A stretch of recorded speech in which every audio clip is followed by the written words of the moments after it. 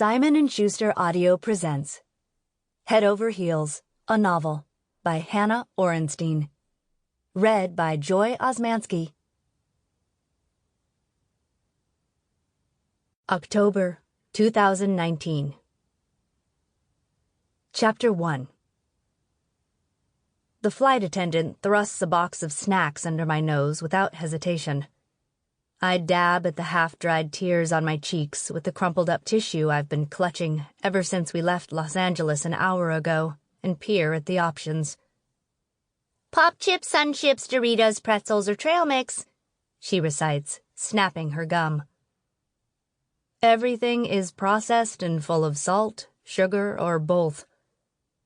"Thanks, but I'm all set," I say. "The beverage cart will be coming next," she says, ignoring my sleeping neighbor and swiveling to the passenger on the other side of the aisle. The 30-something woman next to me, whose iPhone lock screen is a selfie of her in Minnie Mouse ears kissing a man wearing Mickey ones at Disneyland, took an Ambien the moment she sat down. I'm grateful because I'm not up for a conversation right now. It's been 2 days since Tyler broke up with me, and I don't want to talk to anyone, much less a stranger. There was no question that I'd leave the apartment we shared. The lease was in Tyler's name, and even though I had always promised that I'd be able to pay half the rent someday, I'd never been able to afford my share of the luxury high-rise condo. I didn't have any friends I felt comfortable crashing with while I waited out my 2 weeks' notice at work, which they didn't really need anyway. I coached a preteen girls' recreational gymnastics team only a few afternoons a week, mostly to have something to do while waiting for Tyler to return from football practice and games.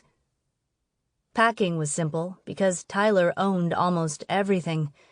The gleaming set of pots and pans in the kitchen, the oversized flat-screen TV he liked to watch SportsCenter on, the sprawling sectional he'd bought under the guidance of the decorator he hired the first time he cashed an obscenely fat check and thought he had an image to uphold.